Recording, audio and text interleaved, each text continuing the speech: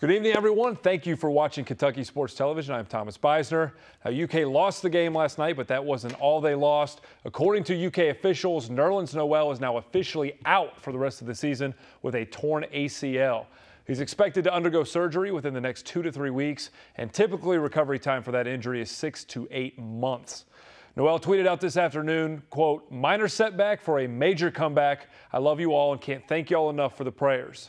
The injury occurred midway through the second half last night when Noel fell awkwardly after blocking a shot on a fast break. The freshman center and the potential #1 draft pick crumbled to the floor, and he was carried off by his teammates after laying there for quite a long time. Last night after the game, head coach John Calipari and Noel's teammates reacted to the injury. Normally, if a guy is, you know, he was yelling and screaming, so that's why I stayed. But it's unfortunate, and I just, you know, hope and pray that he's okay, but we're going to see. Like, I'm physically sick right now for him, and if it were a walk-on, I'd be sick for that young man too. What I'm hoping is it's not the extreme. I'm hoping it's some sort of twist, but we don't know.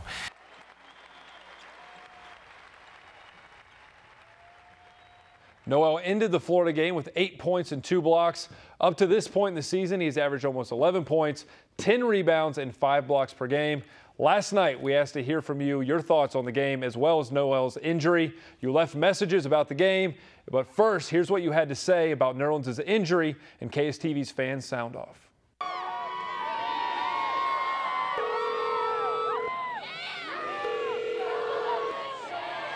Message 1. I got to give a shout out to Nerlens. I have to. You know, he means so much to this team.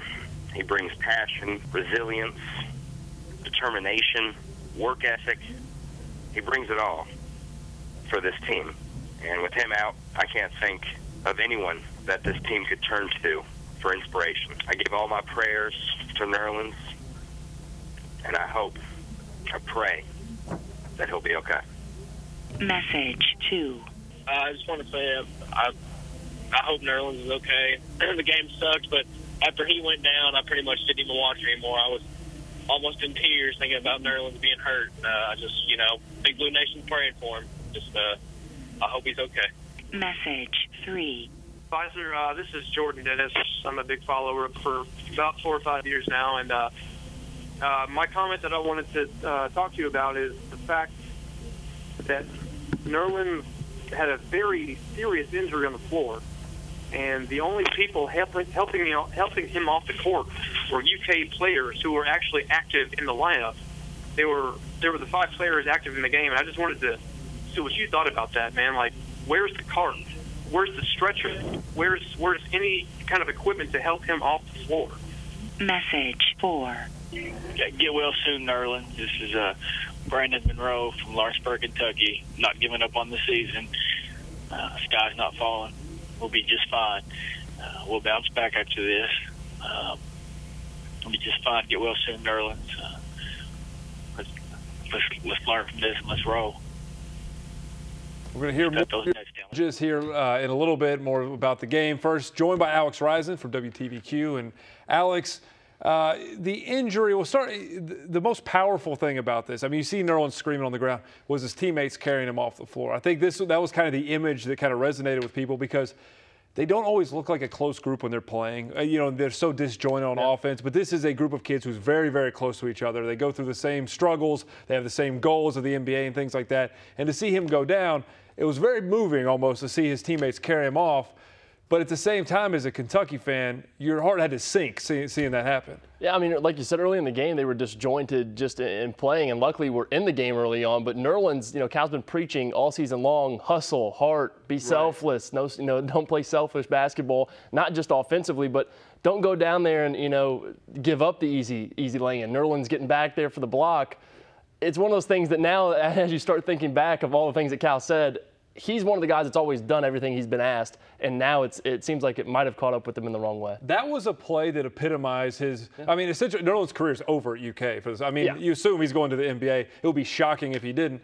That one last play summarized everything he's done for this team. His teammates made a terrible play.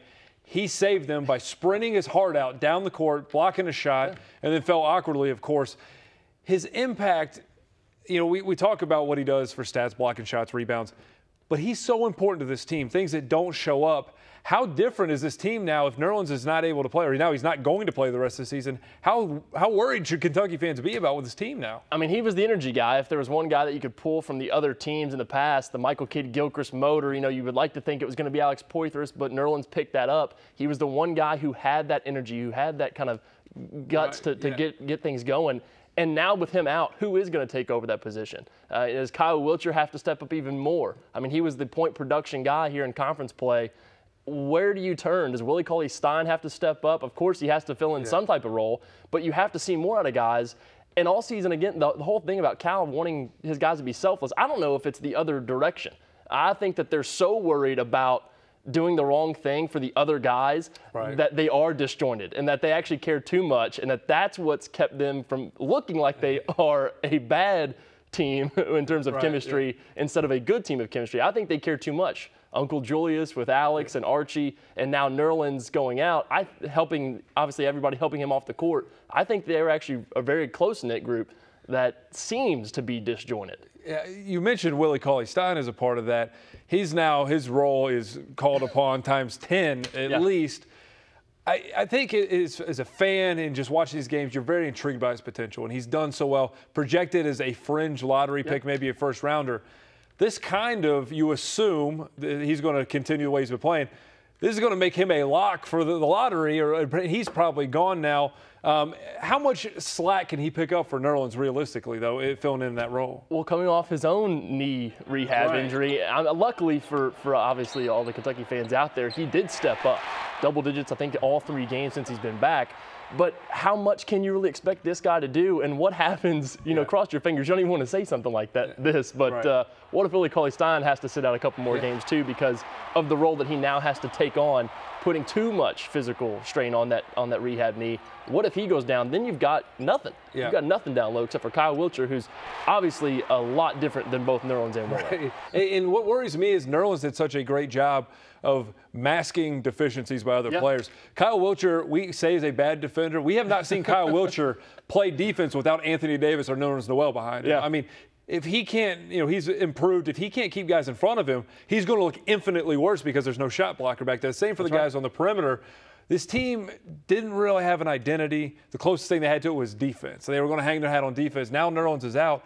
And like you said, the depth. This is the year where there's no depth. You remember they're coming to play Missouri. Alex Oriaki was the guy they wanted to come in for his last year.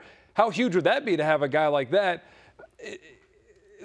How much does this change what you expect from UK the rest of the season? You think they make the tournament? What's their ceiling if they do get into the tournament? I obviously don't think that they're going to win the next Florida game here at Rupp Arena. I just don't see that happening. With the only guy that seemingly could have made it possible would have been that game day with Missouri, who's just a bunch of guards, maybe because the matchup's a little better. You mentioned Alex Oriaki. He's the only guy really that Missouri has that's a big driving force down low. Maybe they can get out of that one. But if Kentucky starts losing even more games, SEC tournament, do they even get out of that? I mean, you know, from the 9 seed, I think that they were the last bracketology I saw from Joe Lunardi.